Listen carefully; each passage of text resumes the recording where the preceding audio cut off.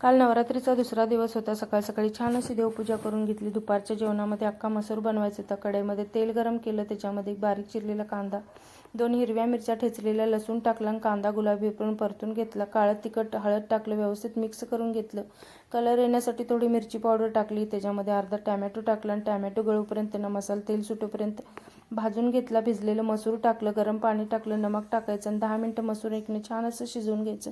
तडका pan घेतला, त्याच्यामध्ये butter टाकले मी। बटर वितळल्यानंतर त्याच्यामध्ये जिरं ठेचलेलं, लसूण, कोथिंबीर, लाल तिखट टाकलं, सगळं व्यवस्थित मिक्स करून ना छान असा तडका दिला तर एकदम छान असं चवेल झालेलं। वरतून कोथिंबीर टाकलेली तर मस्त अशी चवीला झालेली। त्याच्यानंतर तनीचे पप्पा गावाकडून आलेले तर येताना ओल्या शेंगा आणि गवारे घेऊन आलेले होते। तनीचं इथं मस्त असं ड्रॉइंग काढायचं काम चालू होतं।